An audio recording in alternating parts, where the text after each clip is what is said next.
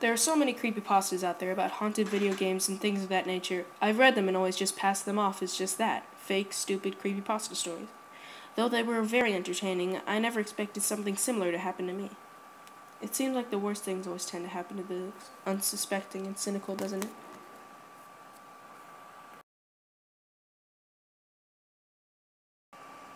Well, I was at a time of disappointment in my life. I had become very ill and forced to drop out of college. I hated having my dreams put on hold, and I'd been suffering from a mild case of depression because of it. But there was still a comfort that can only come from being back home that reassured me a bit. But there was still the boredom I had to deal with. No job, no college, and I hate to say it, but little friends. Most still in college themselves. Each day dragged by. The days spent watching TV and old VHS movies in the familiar living room gave me some inspiration to find a way to ease my ever-increasing tedium. My VHS and DVD library had dwindled down to only my worn-out old Disney movies left unwatched.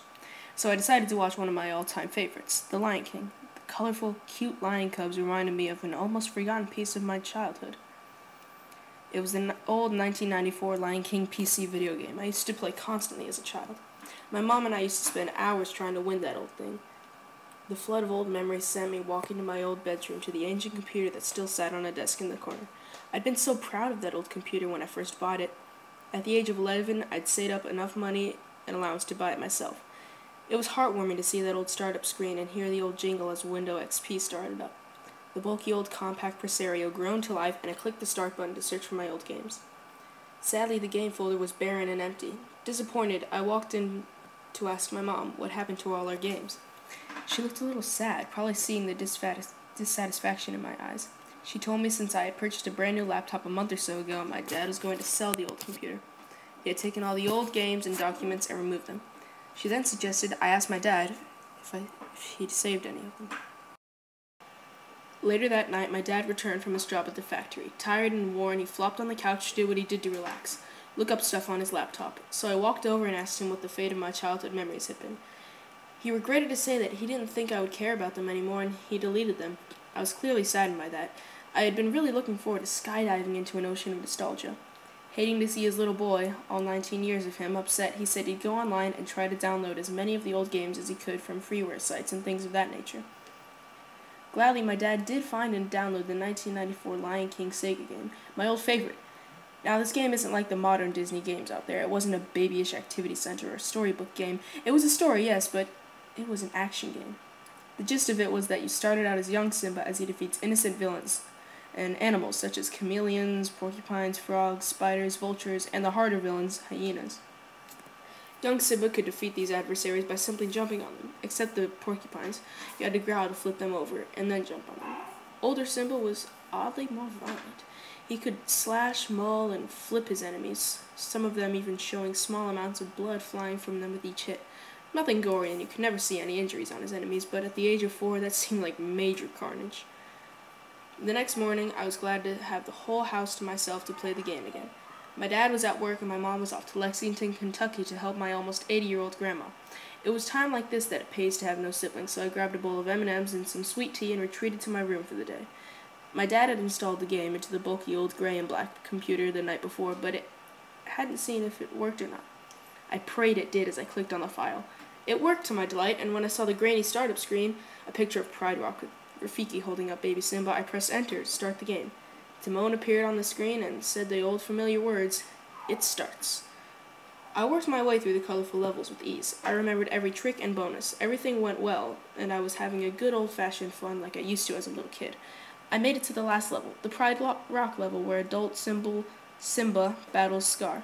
I made it halfway through the level, battling Scar 2 of the 3 times and killing off hyena after hyena. I was having a perfect game until I made one mistake. I misjudged a jump and missed the platform I was aiming for, sending Simba plunging into the darkness in between. That's when things started to go wrong.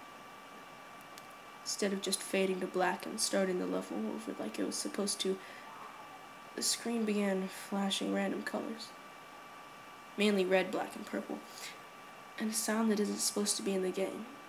I should know, I've played it hundreds of times and memorized every part of it. The sound was from the movie. It was from the infamous stampede scene, when Mufasa fell to his doom. It was Simba's scream. No.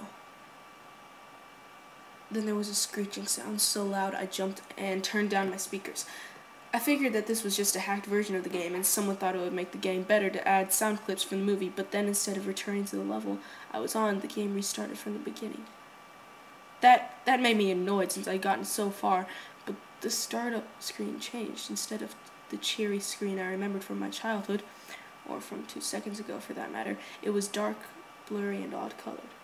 Red, black, and blue. It almost looked like a night shot of the original scene, but I thought it must be a glitch and pressed start anyway. Instead of Timon saying his normal phrase, there was a strip of red writing, which seemed to flash and twist on the screen. It said a quote that I recognized and actually loved. The boundaries which divide life from death are at best shadowy and vague. Who shall say where the one ends and the other begins? A quote from my favorite author, Edgar Allan Poe. I was actually a little happy to see my favorite quote, but couldn't help but feel a little uneasy. Why was that on a Disney game? And I knew for sure it didn't belong there. But I played it anyway. The first level was all wrong. First of all, I had no lives, when I should have had 8 and the sky was pitch black. The first level was usually a cheery, sunny level. Worst of all, young cub Simba was lying down in an unnatural, crumpled position. He was bloody and shaking. This wasn't the Disney normal at all. For the heck of it, I tried to move him with the arrow keys and reached his arm out and slowly dragged himself along the ground, leaving a trail of crimson blood behind him, like a slug leaves a trail of slime. Progression was slow, but the crisp autumn weather outside made me excited for Halloween, so I decided to try and play this disturbed version of my favorite game. When I needed to jump, the half-dead lion cub jumped almost like normal, except each jump he lost a body part. The bloody part of him fell into the crevice he was jumping. Each jump made our hero bloodier and bloodier.